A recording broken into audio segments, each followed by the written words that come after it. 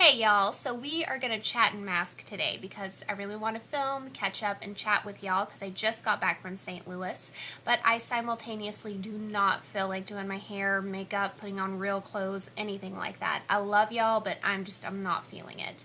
Also, my skin really needs a mask. Like I said, I've been gone for like 4 or 5 days, and just being in a plane, being somewhere else, the stress of travel and other things, and my life has really taken its toll on my skin. And so we are going to use a mask that I've used plenty of times before, but never on camera, and that, although I've mentioned it on camera, the Kate Somerville Eradicate mask. It's in my favorites. I've mentioned it multiple times, but I've never used it in one of these videos. So I'm just going to go ahead and get started. As you can see, I've used a good bit of this up, and I do prefer to apply it with my fingers instead of a brush, which is what I normally use. It's very liquidy. It's not like a mud mask or anything like that. It's a bubble mask, and so it starts bubbling up pretty quickly, so you kind of got to work quick, and I just find it works better. I can apply it quicker with my fingers.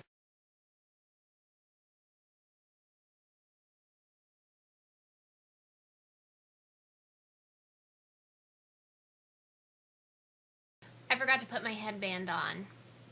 Brought it here, forgot to put it on. Awesome. But you see what I mean? Something about it, just the way it works, I like to apply it with my fingers and just slap it on and get it going. Unfortunately, now I need to go wash my hands.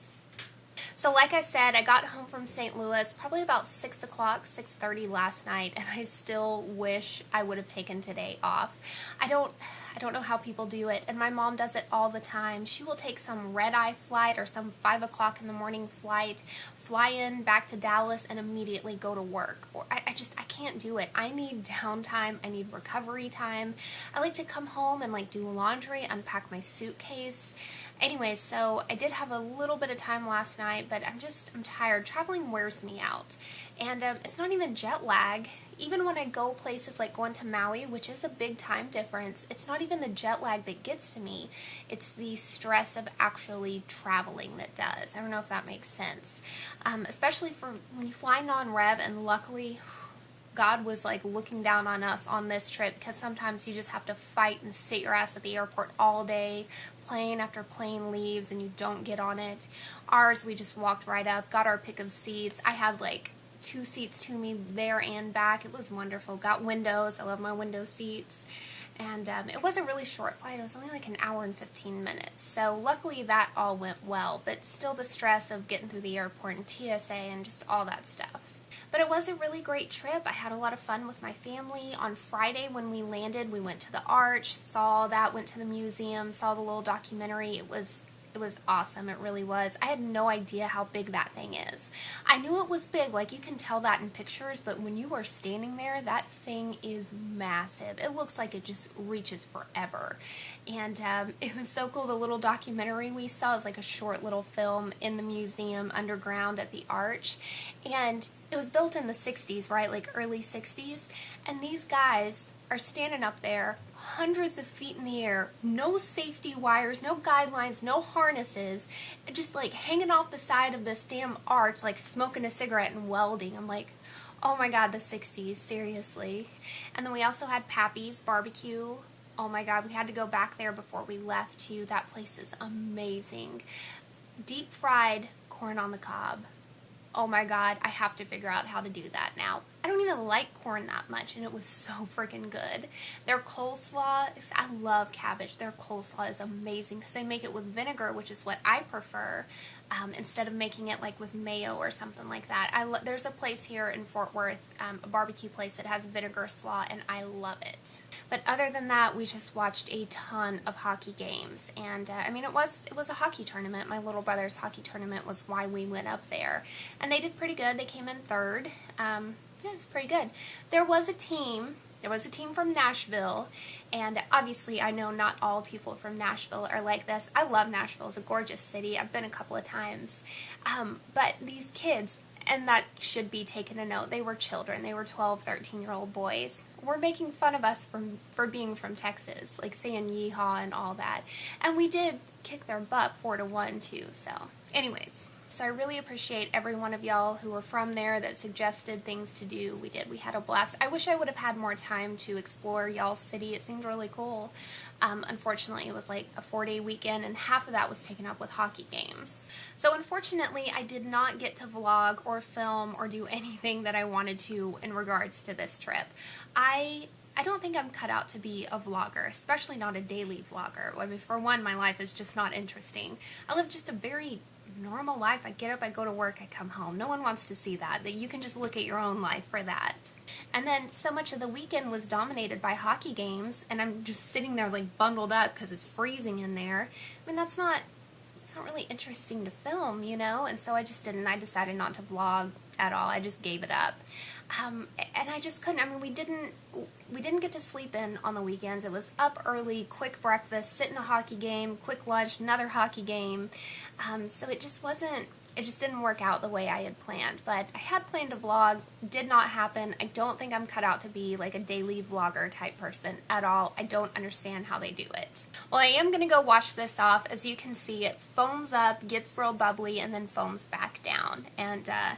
And then it like foams up when you go to rinse it off too. It's almost like a face wash then after that. But I feel like it does really help my skin. The active ingredient in it is sulfur, and sulfur has always worked really well for my skin.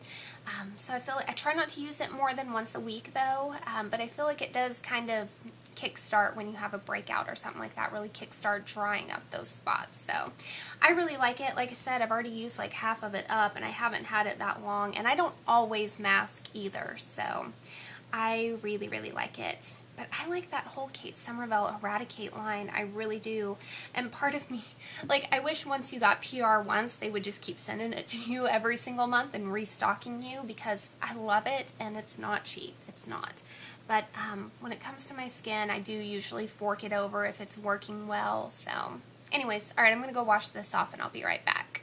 All right, so I am back, and you probably cannot tell a difference with one mask immediately afterwards, but my skin always just, it feels cleaner, it feels refreshed, my oil is gone, I don't feel so greasy, clogged pores don't look so pronounced, etc. And then tomorrow morning when I wake up is when you can really see the difference. Your breakouts just kind of dried up, diminished, etc. So I do really like that mask. I feel like it does something, but I do use the whole, not the whole Kate Somerville Eradicate line. I use the mask once weekly. Sometimes I do a different mask. I use the face wash every single night. I don't use it in the morning. I use it at night. And then I use the spot treatment every night too on any active spots that I have. And that stuff will dry out a spot instantly.